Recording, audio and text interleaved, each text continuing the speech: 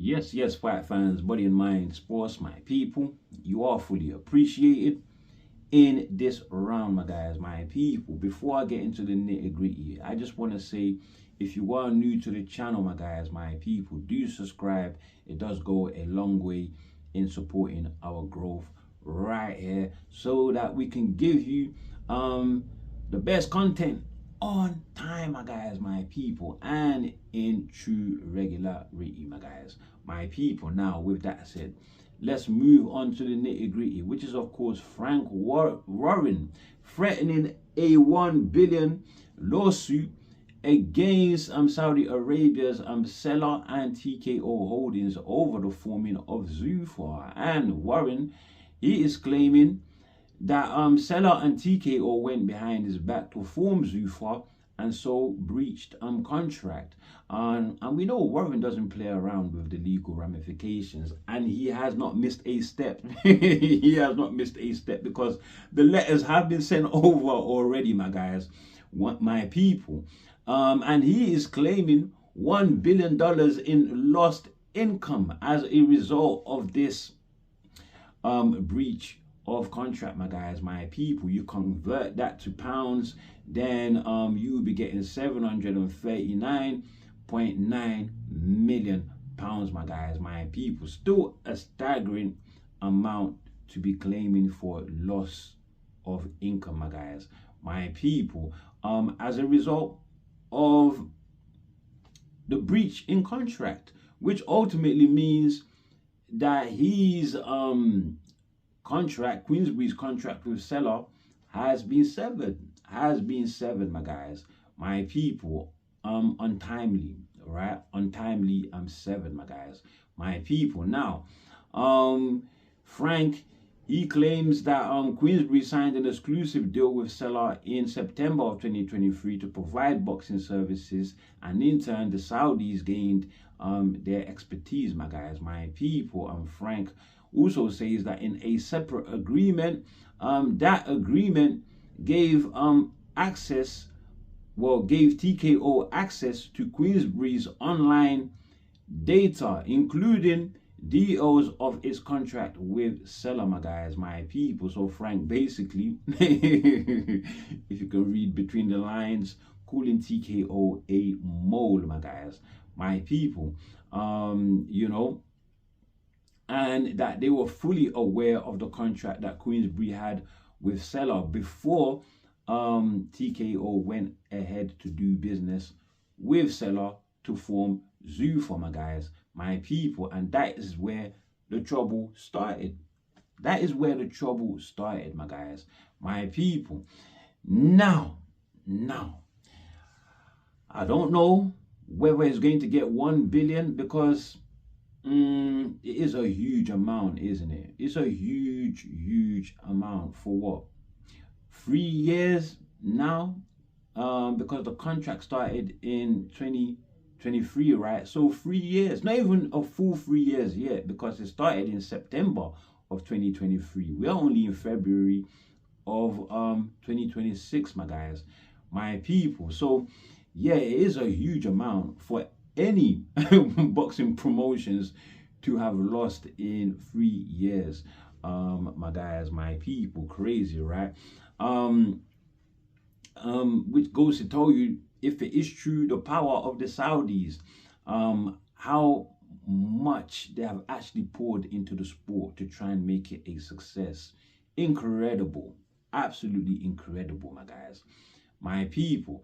But yeah, whether he's going to get this amount or not, I don't know. But obviously, he has sniffed, you know, that the end is here. The end is here, and so he's trying everything he can through loopholes in the contract to raid the Saudis' deep pockets, my guys, my people.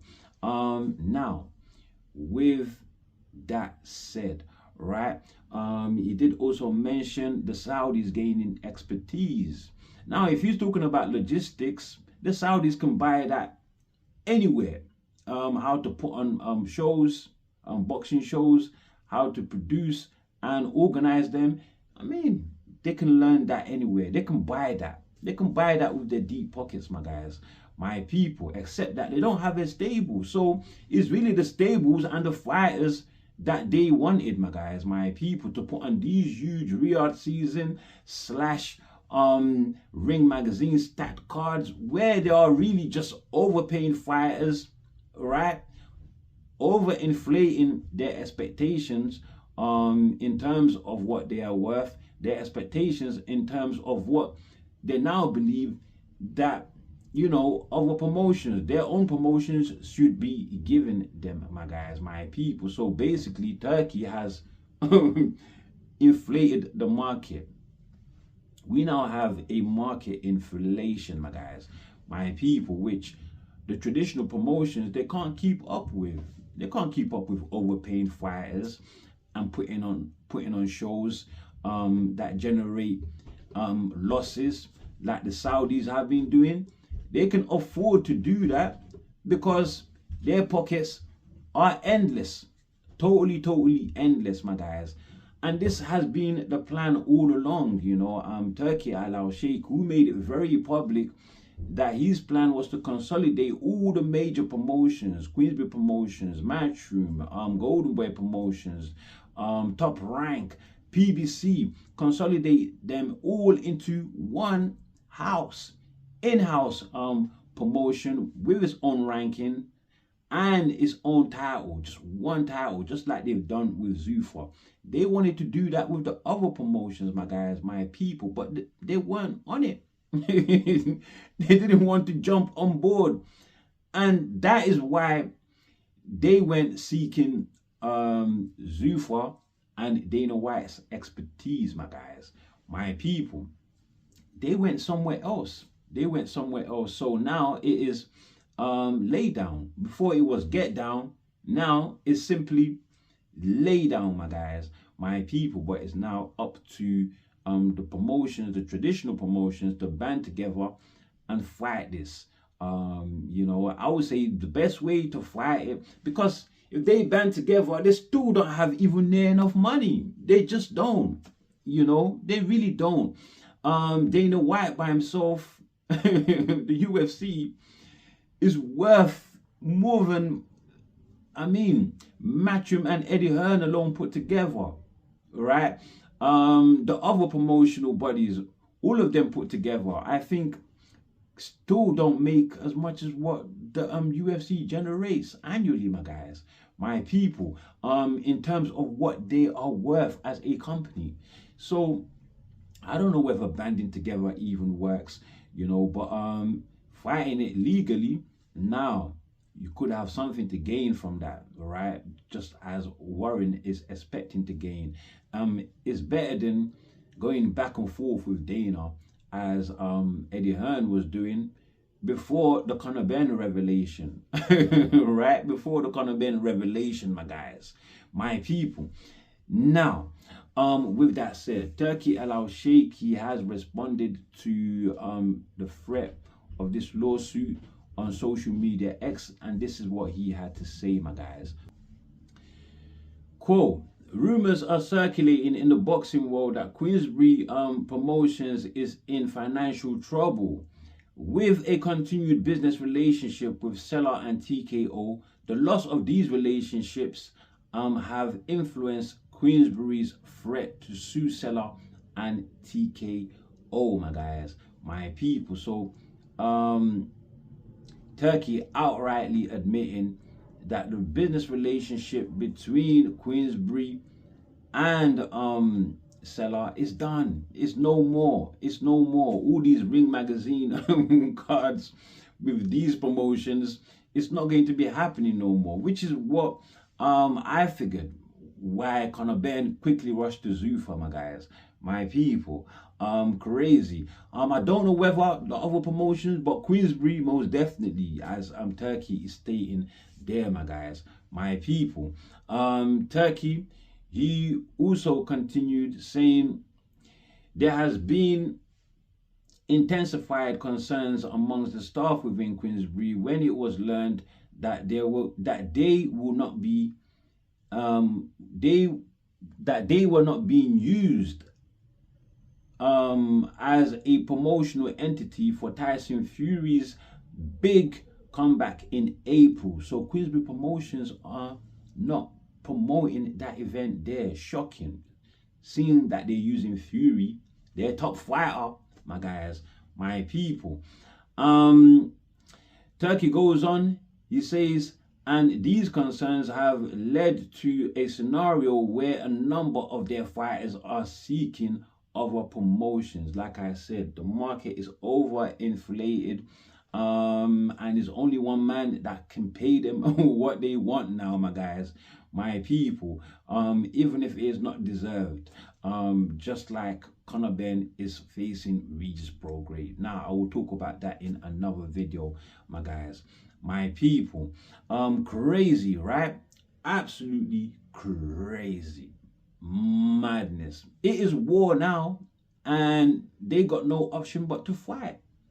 You know, listen, Usyk, it did put out a post on social media saying, quote, not rushing, we are getting ready for something big, end quotation. Now, when they put the word big at the end of a sentence and it's coming from a fighter, I'm automatically thinking, yep, Zuffa got him, Zuffa got him. And I'm even more inclined to believe that strongly now, because Usyk is linked to Andy Ruiz as a possible next fight. And guess what? Andy Ruiz is Zuffa Boxing's latest signing, my guys. Very, very good, strong signing, Andy Ruiz. He's a former heavyweight champion, unified champion. He beat Anthony Joshua to get that title, my guys, my people. Albeit he does lack a lot on the discipline side, isn't it? It's a bit like Martin Bucoli outside of camp, just gets bloated, all right? But yeah, this is very, very strong indication for me that Usyk, who has been in talks with Zuffa and Dana, is going over to that side, my guys, is going over to that side. And as for Fury, it looks to me like he might be going over to that side as well, my guys. Listen, if they get Fury and Usyk, it's done. It's done, my guys. What? Who else is left? They've already got Jai Opetaia. They have already got Conor Ben, right? They've got Conor Ben. They've got F.A. Jagba. And these are really great signings. They nearly got Bam Rodriguez.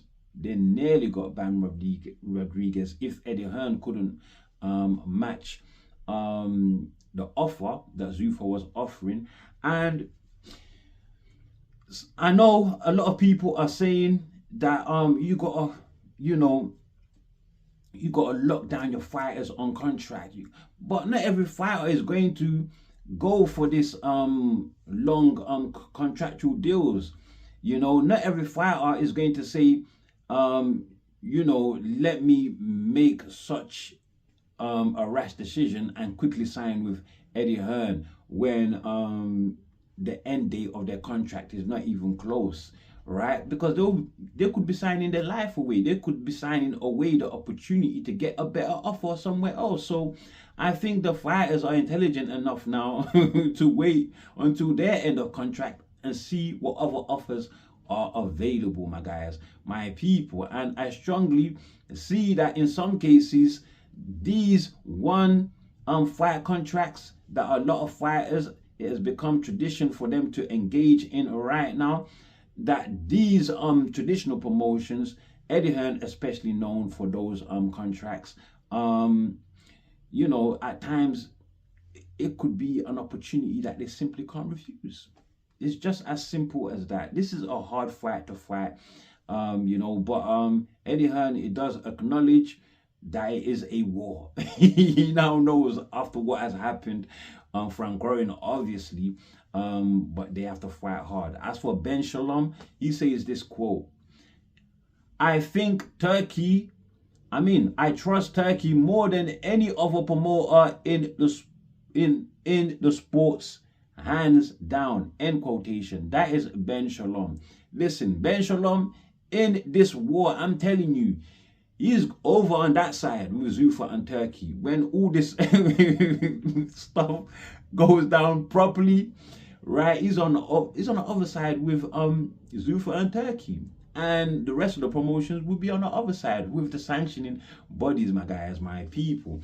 Listen, I don't know what all of this involves in the future, what it's going to be for Zuffa boxing, traditional boxing, the promotions, the sanctioning bodies, but it's exciting for me, my guys, my people. Let's see what comes out of this.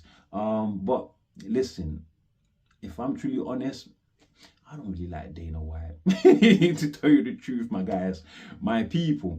And it could reach a point where they could be overpaying fighters for now, but once the competition is not there anymore and they got all the fighters they want all locked down, then the real constricting Zuffa contract will start being applied, my guys, my people, for fighters that are going to come in the future.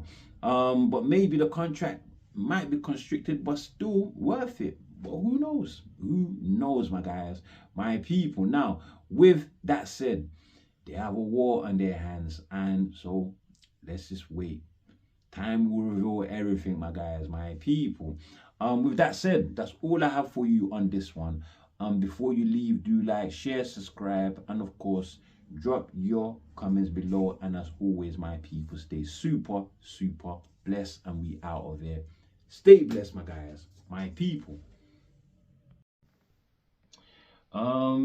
Look, my people, if you are looking for more content coming from this channel, my guys, my people, unfortunate that this is all I have for now.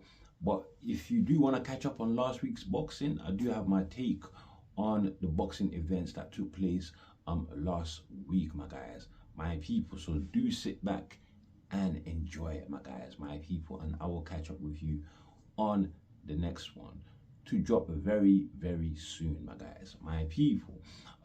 Now with that said, stay super, super blessed, my guys, my people, or keep watching. I'm gone.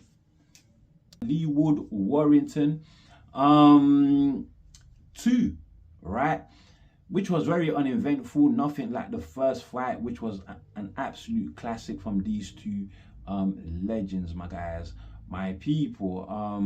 Now the first fight, Warrington was really running away with the rounds, and then out of nowhere he got stopped by Lee Wood, my guys, my people. So Wood did take it again via a wide unanimous decision, very, very wide, and he was really controlling the fight with his jab and his fresher legs, you know, smoother movement, lateral movement, keeping that distance and just picking off Lee Wood. Now and picking off Warrington.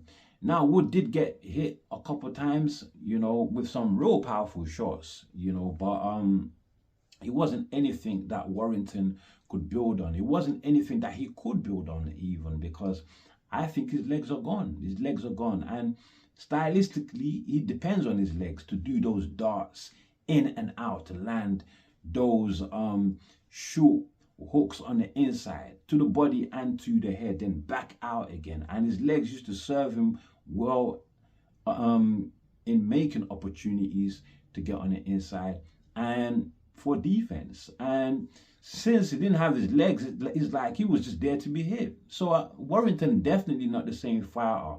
And you know, if you guys remember, in 2024, he left his gloves behind in the ring after he lost to Anthony Kakashi, and it wasn't a bad performance from Wood, but what he did there was to symbolize him walking away from the sport. So I think even he knew, even from back then, that he's not the same fighter exactly, that the end is near. But listen, my people, I think the end is here. The end is here, and it's up to him if he wants to continue. You know, but he has had one more payday after the Kakashi fight. I would advise him to hang it up, if I'm truly honest, my guys, my people. But yeah, the great Warrington, that is, my guys, true legend, my people. Now, with that said, Lee Wood, I think he still has a bit more springs in his steps for at least one more payday. And I'm thinking maybe the winner of Kakashi and Jazza Dickens, who are fighting on the 14th of March. watch at the free arena in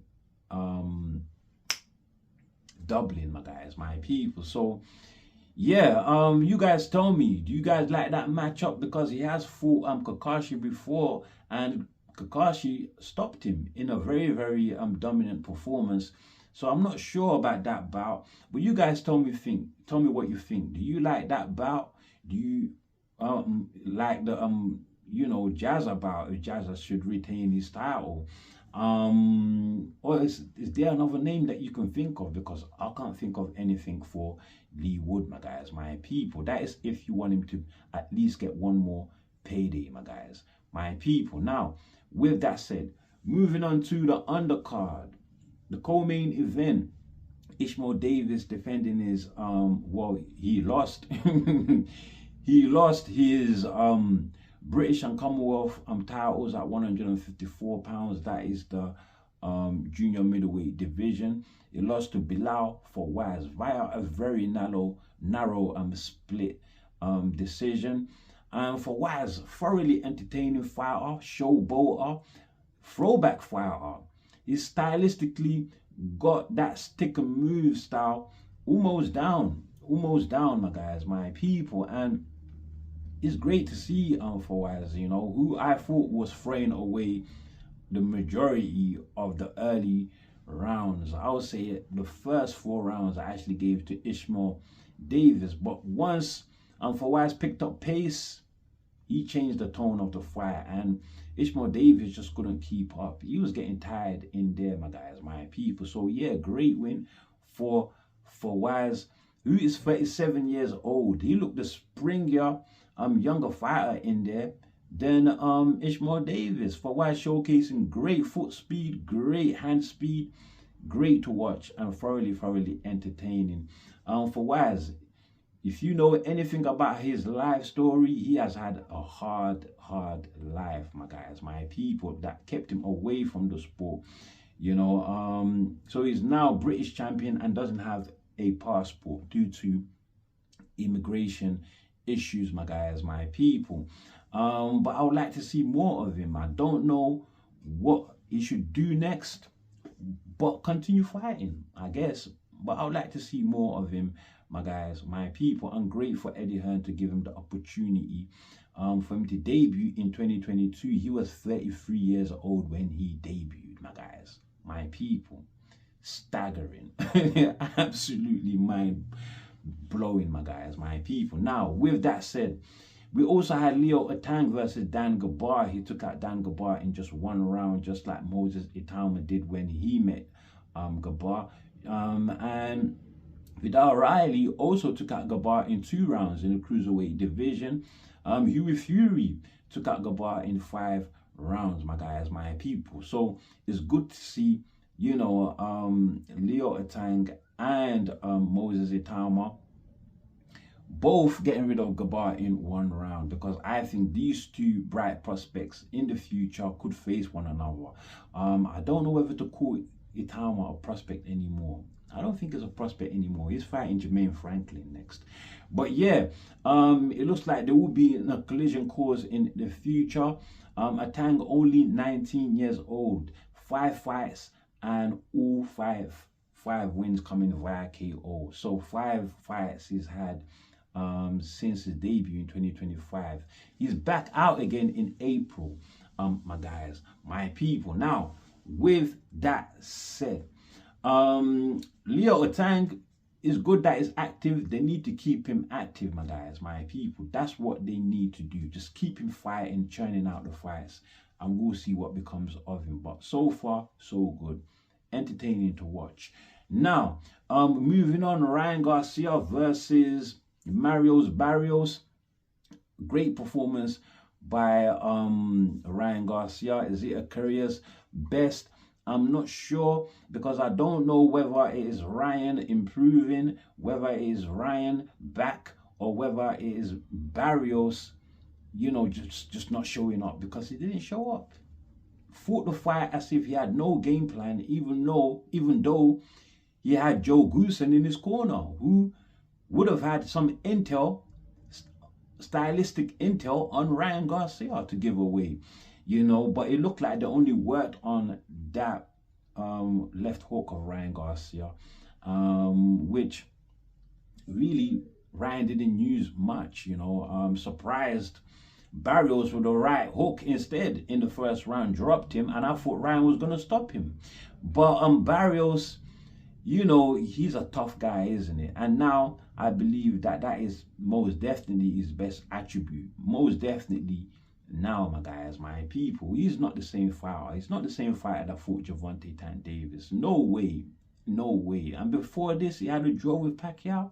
No way he's the same fighter that fought Gervonta Tank Davis, my guys, my people. But great win for Ryan Garcia, who's now the WBC champion. We all know he didn't deserve the title shot. The hard thing for him to do now is trying to hold on to that title to, of course, prove to everybody that he's the rightful champion, my guys, my people. And he did call out Shakur Stevenson. That's a lot of balls. That's balls of steel to call out Shakur Stevenson. There are other names though. Devin the Dream Haney could be a great fight. Rowley, Conor Ben. Now, I don't think anybody should jump the queue ahead of Devin the Dream Haney because they have unfinished business, right? Definitely unfinished business. And also, Rowley and Ryan have unfinished business after Rowley beat Ryan. However, I think Devin should get the best shot. They should get the first shot. They need to get that one out of the way pronto, my guys, because they have big, big unfinished business. I'm sure you guys know what I'm talking about. Now, with that said, in the undercard, Richardson Hitchens pulling out sick, of his IBF championship bout, defense against Oscar Duarte. Now, what do you guys think really happened here? Was Hitchens spooked, right? Did he get flashbacks of his fight against Lemos, which we know he got a gift decision in that fight, and Lemos and Duarte, they're not really worlds apart stylistically, are they? So did he get spooked? Was it that IBF rehydration rule that they have, that have fighters, a lot of fighters running away from taking the IBF route in terms of becoming a champion? Conor Ben gave that as an excuse to not face Lewis Crocker. This is according to Eddie Hearn, my guys, my people. But you guys tell me what you think. Did he get spooked? Or was it the IBF, my guys, my people? What's going on with the IBF with this rehydration rule anyway? None of the other sanctioning bodies do it, None of the other sanctioning bodies have it. So do away with it, man. Do away with it. Now, with that said, we also had, right, this fight here, WBA championship, 140-pound defense, right? That is, of course, Gary Antoine Russell defending against Andy Harioka, who is a Japanese fighter, but he stunned me. He looked nothing like a Japanese fighter. I'm thinking, where's this guy from, really? It turns out that he is of mixed heritage. One of his parents is from Ghana, the other from Japan. I don't know which is which, his mom or dad. I don't know whether his dad's from Japan or his mom's from Japan. So you guys can find that out for yourselves. But yeah, Harioka is a great fighter, man. Put up a good performance, very close fight, Russell retaining the title via decision. I think that was the right call, albeit some thought that Harioka should have took it as well. I wasn't one of those people. I think Russell took it with volume, especially with the first, I'll say 4 or 5 rounds. I gave them all to Russell. Harioka came on strong in the end, especially on the inside, pushing Russell back, and just a barrage of body punches that were very, very effective, very, very effective. But ultimately, I think Russell took it, my guys, my people. Now, with that said, what next for Russell? I did think that him and Shakur would have been a great fight since he's a volume puncher like William Zepeda, and the hardest fight Shakur has been in so far has been against William Zepeda. However, I now feel that Russell has a problem with fighters like Harioka who have good educated footwork, well coordinated footwork, not just speedy footwork, but well schooled coordinated footwork, because Russell did have issues with Alberto Puello as well, the only man to have beaten Russell, and he's got good, well schooled and well coordinated footwork, my guys, my people. So now looking at that, I'm thinking maybe him and Shakur wouldn't be a good call, Russell and Shakur. But Russell showed that he could adjust. He could adjust. He definitely learned something from that Puello fight. I can tell you that for sure. Now, with that said, let's move on. Clarissa Shields with another dominant unanimous decision win and a wide scorecard against Franchon Cruz. Franchon Desern Cruz, my guys. Now, they have met before on their debut, and the result was exactly the same then as well, my guys, my people. It looks like there's nobody else in and around Clarissa Shields' division to beat her. She's the reigning heavyweight fighter right now, and I think 3 times undisputed. She's got to be the greatest of all time. Definitely, definitely in my book, my guys, my people. It's the gift and the curse, isn't it? It's the gift and the curse. You don't know whether to make her the greatest of all time because she's not really tested. I think the only fighter to have given her a real test, I think her name was Hannah Daniels or Hannah Gabriels. That was in the middle or the super middleweight division. Man, that was a great fight, man. Clarissa got dropped in the first round in that fight and got hurt in the last round as well. Now, her performance with Franchon, Clarissa, she is a bit erratic in there with her punches sometimes, and sometimes, a lot of times actually, punching way out of range. She just needs to relax and box more. I think she will get more knockouts that way, because when she starts boxing and picking her shots, just leave her alone. Leave her alone, my guys, my people. Now, with that said, let's move on to the nitty gritty, my guys, my people.